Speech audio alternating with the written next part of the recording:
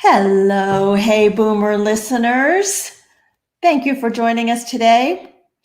As you are aware, October is Domestic Violence Awareness Month. This was first introduced in 1981 to not only bring more awareness to others, but also to connect and unify the millions of victims of domestic violence.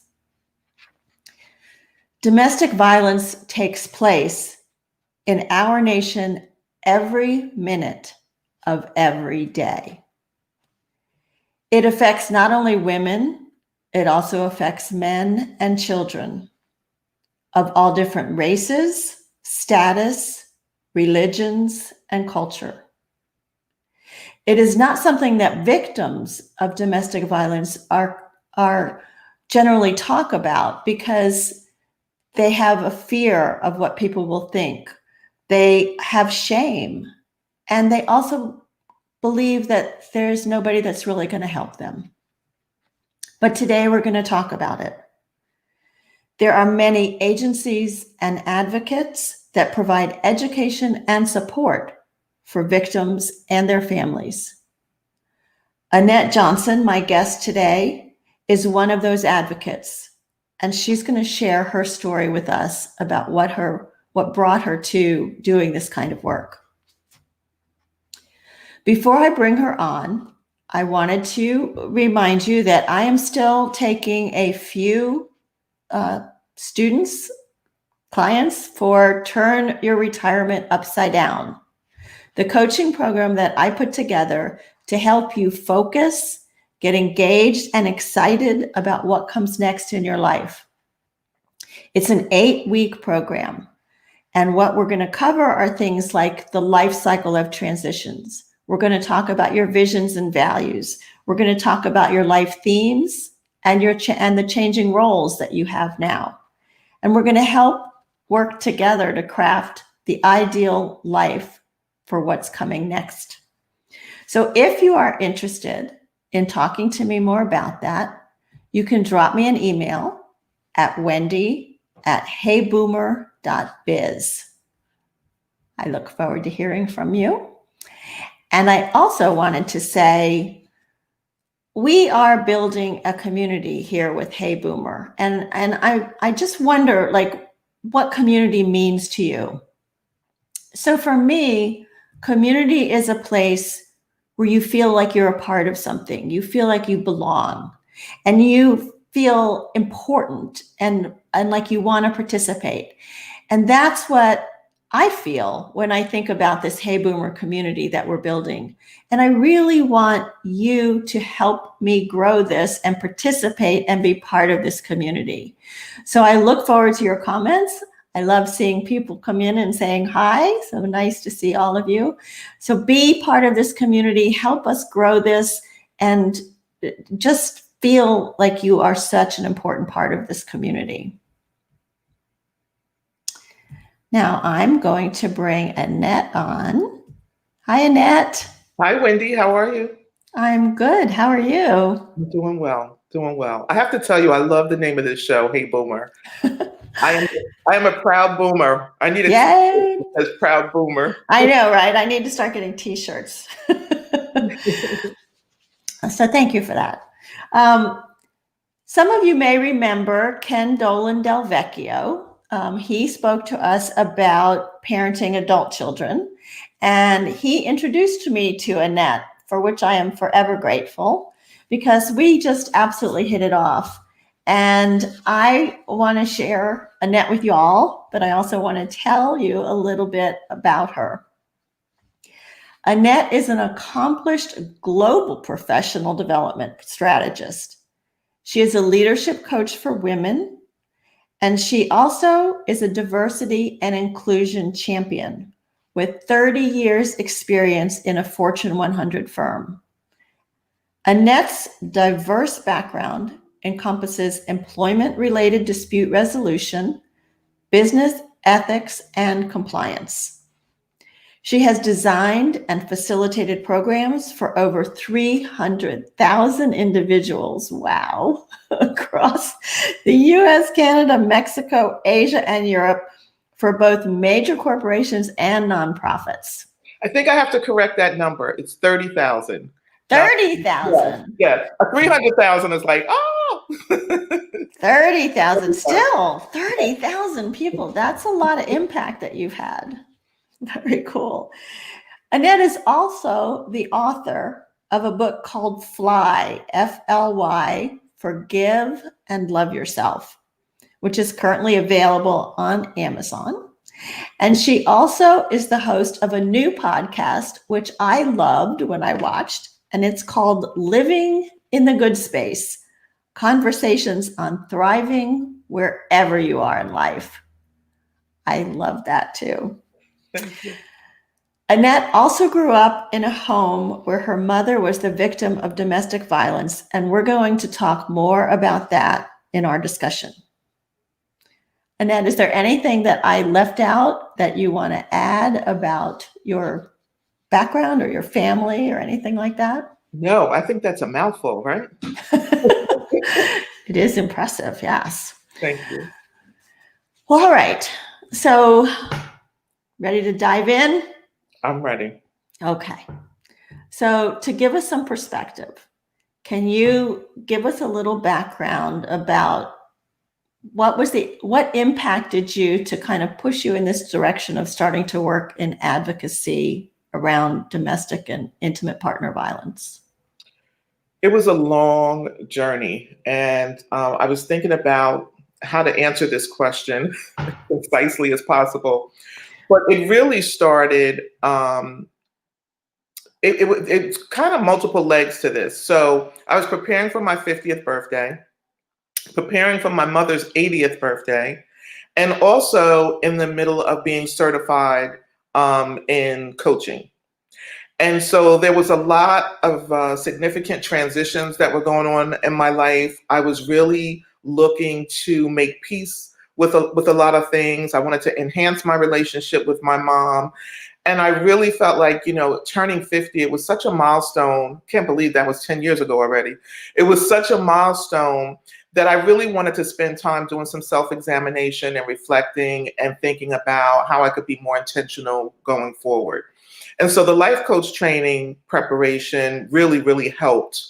That was a catalyst in all of that. It really gave me the time and space to be able to think about it.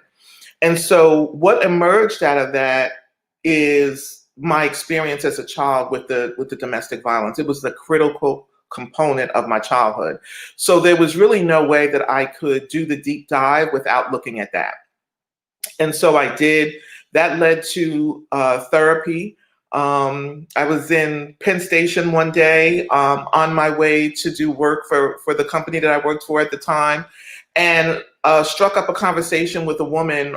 It was a hair conversation that ended in her being a trained and licensed therapist in trauma for women.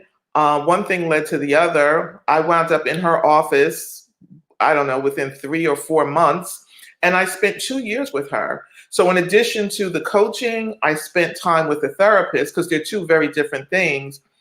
And my focus with the therapist was really on my experience as a child. And it was the first time that I had been acknowledged for that experience, where she actually said, "You're a survivor, and what you're describing to me are symptoms of post-traumatic stress disorder." I had never heard that in my life, and I was 50. So it put what I experienced in context, and it gave me, the first time in my life, an opportunity to speak about it, to share my experiences, and to get some guidance on how it had affected me and what I could do moving forward. So she said to you that you were a victim also, but you were not the actual abused. No, I had witnessed as a child my mom being abused. I was between the ages of 7 and 9. And so I never considered myself a victim, because it wasn't something that happened to me. It was something that I witnessed. But going to therapy helped me understand that being in that environment and witnessing that firsthand at such a young age had a critical effect on me. Yeah. At the time when you were the child, did you feel like there was anything you could do to help your mother? Well, I did. I was the oldest of my siblings at home at the time. And so my youngest sister, I'm 8 years older than her. And then there are two in between. And so I didn't know that. I learned now in the work that I'm doing that I had a safety plan that I had created. I didn't know that's what it was at the time. I was just reacting, in the moment, where I had resources that I would tap into, my grandmother being a critical resource, and Mhm. I would let her know what was going on, and she would spring into action to make sure that we got help and that everybody was safe. Um, that happened very organically. It wasn't something that I thought I should do or needed to do. It just kind of like happened. Hmm. It was the only thing I knew to do. Yeah. Yeah. So you became a survivor very young then. You immediately said, I have to take action to protect myself, my siblings, and my mother. And my other siblings were just too young. Even today, when they hear me speak or we talk about it, they were just too young to remember the details of situations like I remember them. And, I was kind of I was the caretaker at that moment. And so it was Yeah. all about sheltering and making sure that, they were safe as well. At 7 years old. Yeah. Wow. So what were some of the effects that this had on you growing up? I mean, you've had a very successful career. So how did this impact you? Well, that's a very good question, and that was the question that we spent a lot of time on in therapy, was how it had impacted me. So that gave me an opportunity to do a lot of connecting of dots. There were things that I felt. There were there were emotions, there were memories, experiences that had a bigger effect on me than I think I allowed myself time to really explore or think about. So I lived my life in survival mode because at a very young age, I was taught Mm. how to survive, and what to do to survive, given that situation. And so I didn't realize that I took those traits with me into adulthood, and everything was about survival for me. And Wow. yeah, and so it was very eye-opening. It was very healing for me to have that professional perspective and to really give context to what I had experienced, because I think I had gotten to the place where I just buried it. I didn't talk about it. I didn't share it with anyone. My mom didn't talk about it. My family didn't talk about it. Things happened. We sprung into action. We got on the other side of it, and life just went on as if it never happened. And Mhm. so it was very helpful for me. It was validating, is the word. I felt validated for the Validating. first time in my life that this little girl had experienced what she experienced. Her feelings were real, the emotions were real, the terror that she felt was real. It was just validating. That's the best word I can describe. And in that validation, it just helped to set me free from a lot of things. So you shared with me, and I want to be cognizant of what you're comfortable with, but you did share with me how some of this played out in your personal relationships as well as your work relationships. Are Mhm. you comfortable with sharing some of that? Yeah, in my relationships, the connection that I made was to my visceral reaction to aggression. Mhm. I I did not like any form of aggression. So if I felt as though someone was being overly aggressive with me, it put me in a very, very negative space, even if the aggression wasn't intentional. It was my perception. It Mhm. felt aggressive to me. And I think that I don't think I know that had a lot to do with the aggression that I saw with my mom, and how that aggression would elevate to violence. And so being able to understand that and the connection to what my relationships and how I was reacting to certain things with those relationships, it made sense, because there was a history, and I had experiences that I had not addressed. And so those things, even though they weren't addressed, came with me right into adulthood, and they manifested in different ways that I didn't connect the dots back to what I went through as a child until I got into therapy. So, for instance, you mentioned that with your husband, you had to appreciate how understanding he had been because you didn't realize how understanding he had been. Yes, so my husband has been a champion for me in this space. He's connected me with some great resources that I do advocacy work with to this day. I mean, we've been married 36 years, and early on in our marriage, I didn't have a name for what I was experiencing. I couldn't even articulate it. He certainly didn't have any frame of reference because I didn't talk about it. But any kind of pushback or aggression was a problem for me. And so it made communication very challenging and difficult, because if it didn't end the way I wanted it to or I thought it should, it felt like disapproval, it felt like rejection, all the negative stuff that was connected to some of the things that I had witnessed my mom going through and the reaction from her abuser. And so connecting those dots, I mean, now we laugh about it. We can sit and talk, and it's like we have these aha moments, and it's like, oh my God, can you believe? I'm like, how did you put up with me? I put up with you for all these years.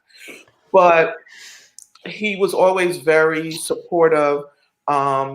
The therapy, very supportive of that. The minute I said, I discovered in therapy that it might be helpful for me to do some advocacy work, he went to work immediately connecting me to people in the community that he knew that were doing that type of work. And so doing the advocacy work helps me to share my story. But it also it's a continuum of healing for me, because whenever somebody sends me an email or calls me, or at the end of a event comes up to me and says, thank you, I'm just starting to get my courage and nerve up to talk about my experience, I know that I'm doing the right thing, and it helps me to stay in that positive space, that constructive space. Yeah, and in fact, we have a couple of people commenting that they want to thank you for your courage for telling your story. Oh, So, thank you. yeah. So you as a child figured out kind of what your safety net was, how to do that. And so there's a lot of questions that people have about women or men that end up in these abusive situations, and how do they get there? Why do they stay? Can you talk about that a little bit? So I'm going to talk about it from the perspective of what I learned being in this space, because I had a lot of judgment towards my mom, a lot of anger, a lot of resentment, because I didn't understand the very questions that you just asked. I didn't understand how she could be in this abusive relationship, how she could subject us to this type of experience and the environment that was created in our home. I didn't understand any of that. And so that left room for me to do a lot of judging about, towards her and about her and her experience. And so working in this space, going to therapy, volunteering, joining with an organization to get up close and personal training and experience around this shed some light that I didn't have before. And so one of them is, we can't answer why. And a lot of times, maybe the woman in the situation can't even answer why. And there are a lot of stereotypes and myths out there about women being in abusive relationships. Things like, well, she must like it, or somehow or another, she did something to attract this, or she's weak, or she has low self-esteem.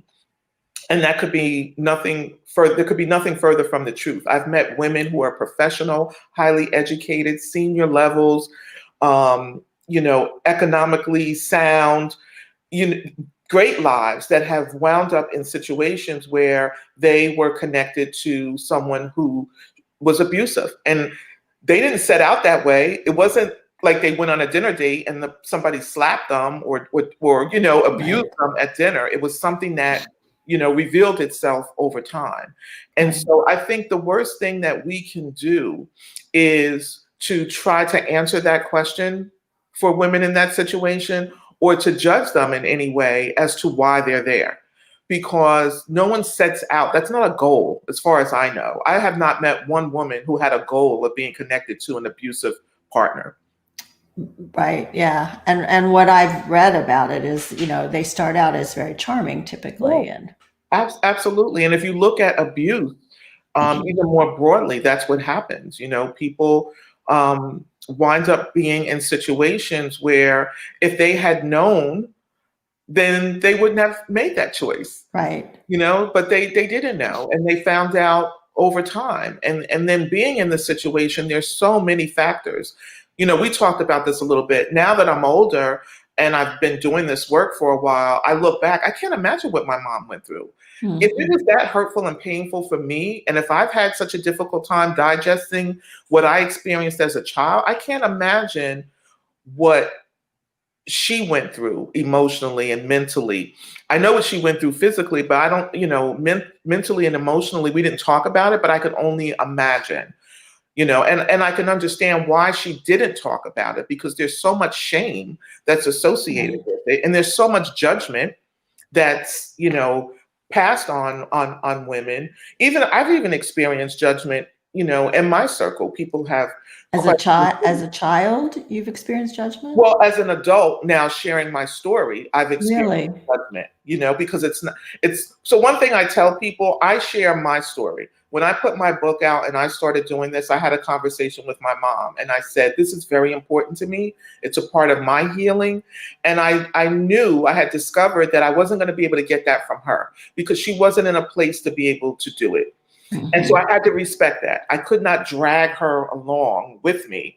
Um, for whatever reason, she did not feel comfortable, but we had a conversation about my need to be able to make peace with this as I continue to grow, and my need and desire to want to be able to do work in this space.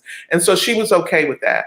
But I certainly have received comments from women about sharing my story and or sharing my mother's story, which I clarify all the time. I'm not sharing my mother's story. I'm sharing my story. It's Right. not my place to share another woman's story about domestic violence. I can only talk about how I was affected by it.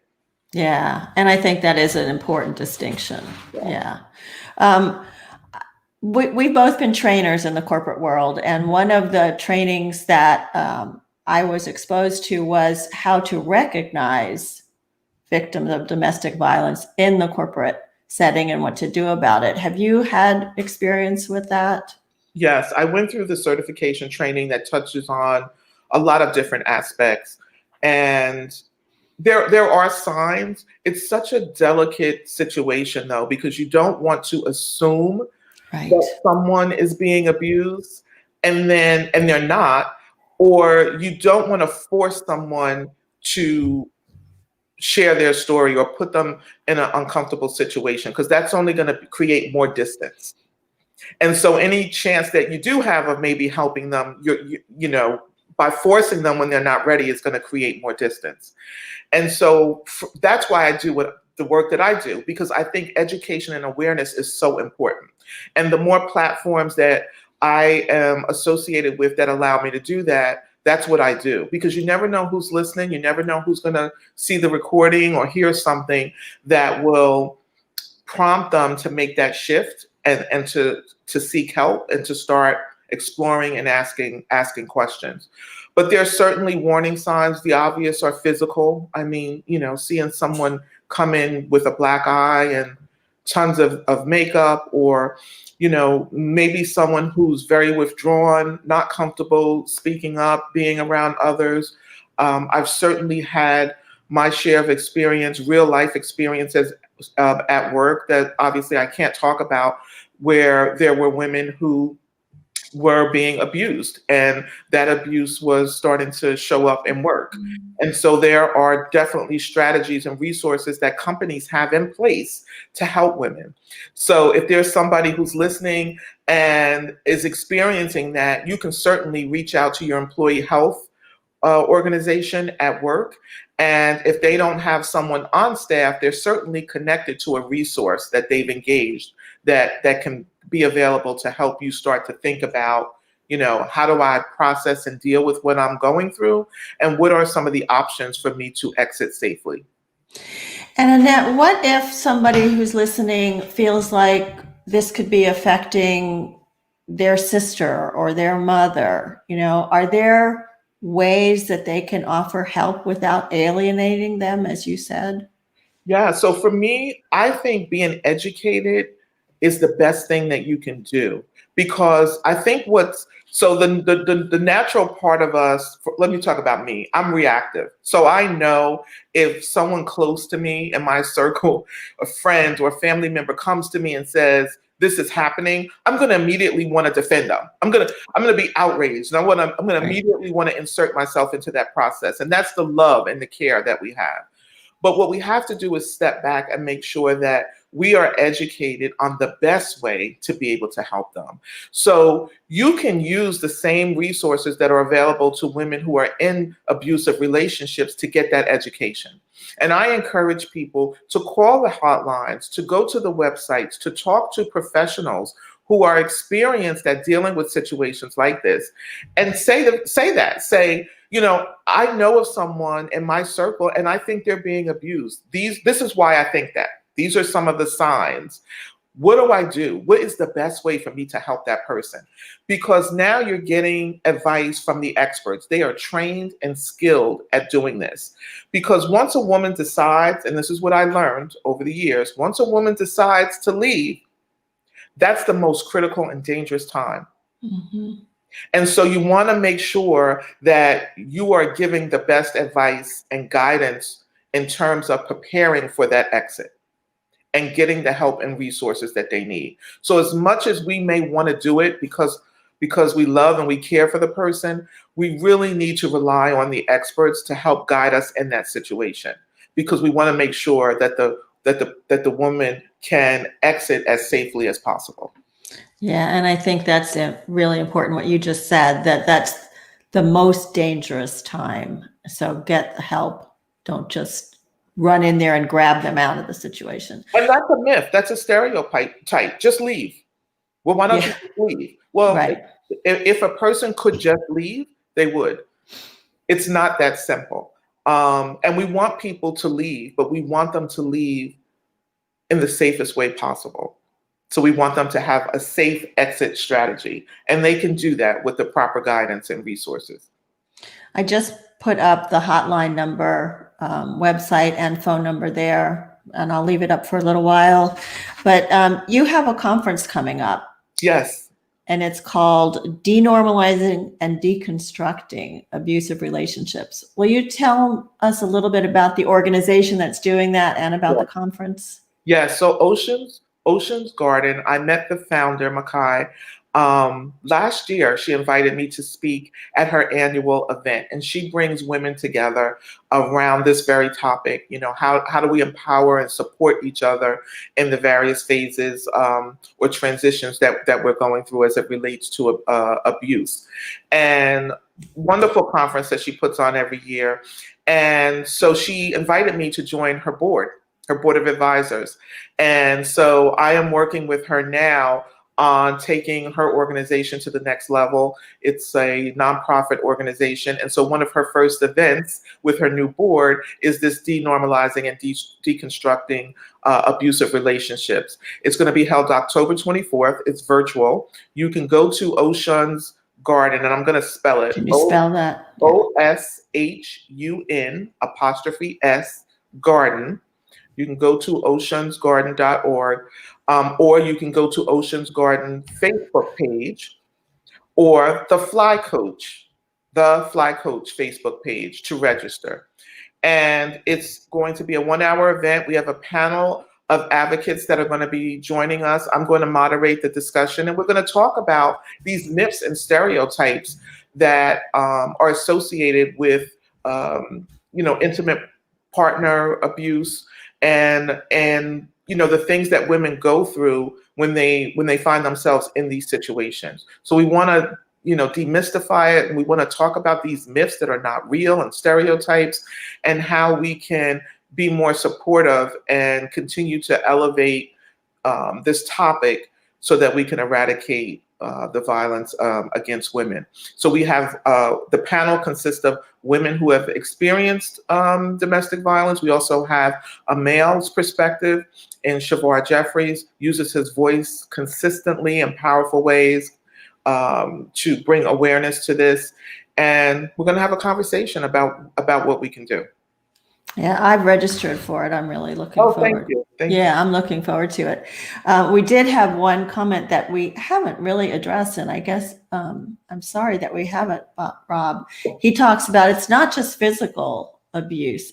There's a lot of emotional abuse that is part of domestic violence. Absolutely, absolutely. And they also become warning signs. So there's the verbal abuse, there's emotional abuse, there's the controlling behavior, controlling your finances, controlling your autonomy, controlling your relationships, your friends, who you can be around, how much time you can spend with them. And so there are a lot of different levels to domestic violence, and it doesn't always start out with the physical.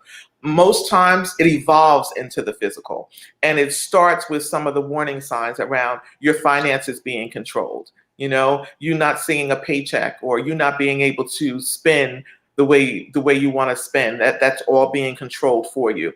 And then the relationship piece, who you can be friends with, who you can spend time with, even family members.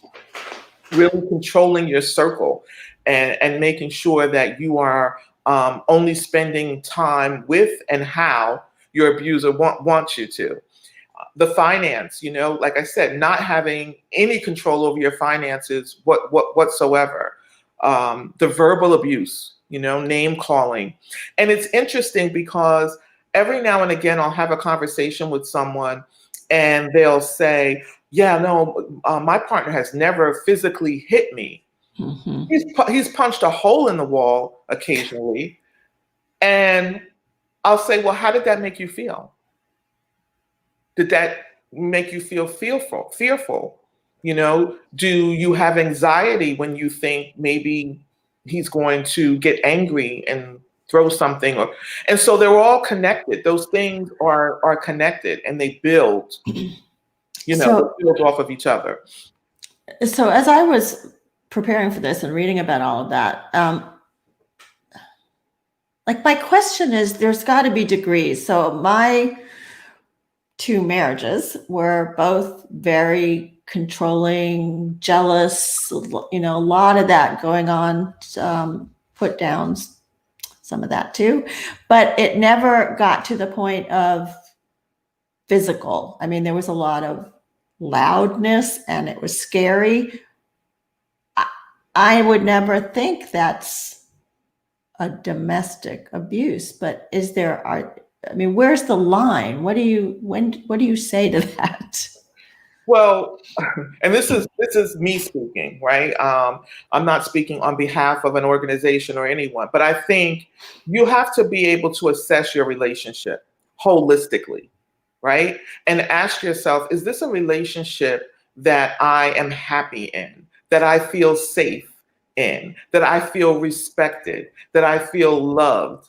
Do I feel like I have a partner, a companion, a friend? So I think you have to ask yourself all of those questions to assess where you are or what type of relationship that you have. Because violence is one thing, abuse is another thing, feeling unhappy is another thing. And the three of them don't have to neatly align for you to ask yourself those questions about your relationship.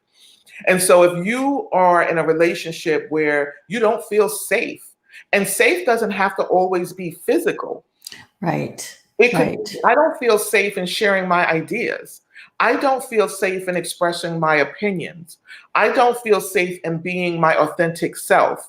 You know, you have to assess your relationship. I think that's like foundational. You have to assess your relationship and what that relationship does for you or to you and how it affects you. And then you can kind of take it from there, you know, because maybe there isn't any physical abuse.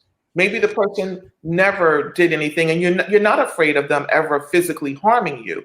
But that doesn't mean that that's the only level of assessment that you need to make to be in a healthy relationship. Yeah. Like that shouldn't be the standard, you know. That should be part of the reason I'm not in those relationships. That he doesn't hit me should not be the standard. Yeah. So I think before even getting to the what do I do about this piece right now that the physical piece, that's an emergency. That's crisis time now, but before you get to that, it's how do I describe my relationship? How do I feel about my relationship? How does it make me feel? Those are questions that we should be asking ourselves when we are in relationships, period, to make sure that we're in the right relationship, because abuse does not have to be physical to harm you, right? The Yes. ongoing verbal abuse and emotional abuse harms you in different ways. Yeah. There's a couple of comments here that I want to share, Annette. Dar says, in her adult wisdom, I remember my mother telling me that every woman has a different line of, I guess, what's acceptable. Yeah. And then Miriam, who is an attorney, she said, and she represented battered women. She says, one of the battered women I defended actually killed her husband and was charged with murder.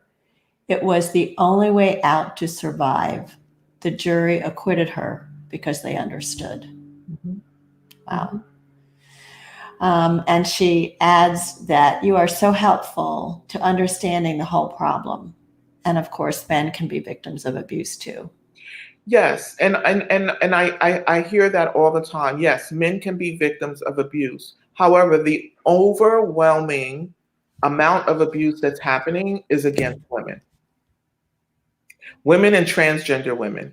And so, yes, men can definitely be abused, but the statistics are still overwhelmingly slanted towards women at the hands of men.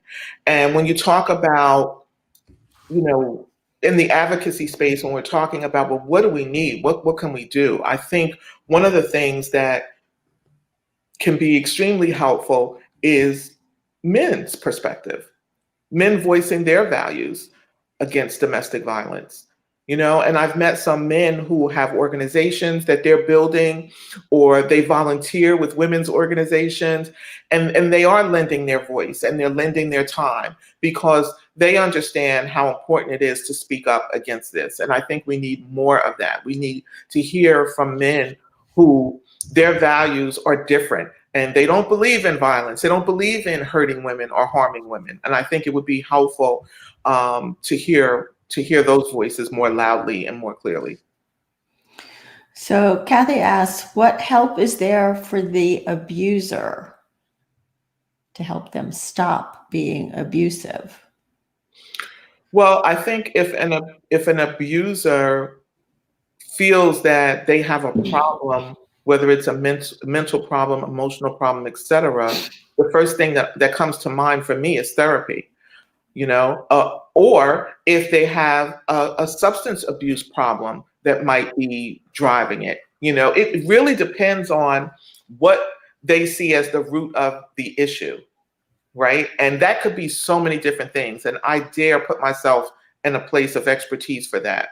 But I would say that anyone who's experiencing something that brings out the worst in them, does not make them feel good about themselves, does not tap into the best part of themselves, that therapy is always a great place to start because they're trained to help you peel the onion, right? And to get to the root of the problem. And there's always a root. There's always something going on deep down inside that's triggering and sprouting up and manifesting itself in different ways. And so getting to the root of that, I think, is very critical. Yeah, and I wonder if the courts provide, counseling or rehabilitation or anything like that. I don't know. I don't know if it's called rehabilitation, but I know that there are anger management classes that sometimes are mandated for people to go through. I'm not sure to the extent of other types of training, but I know anger management is one. Mm-hmm. And another question is, there's a lot of help and advocacy for women. Are there programs specifically for men who have been abused that you know of?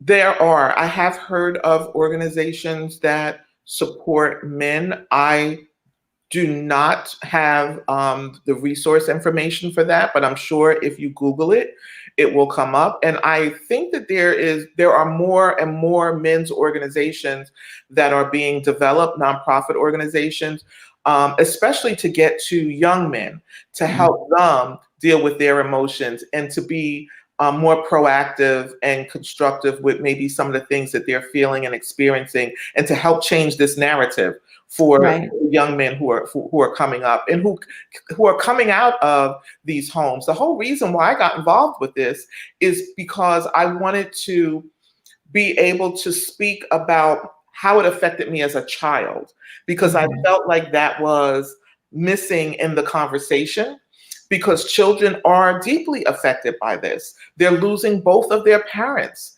They're watching. Sometimes children are on the scene when a mother has been murdered.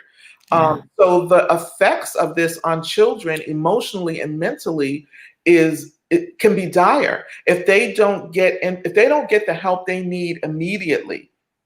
For me, think of age 7, 9, I didn't have my first conversation with a trained, licensed professional until I was in my early 50s.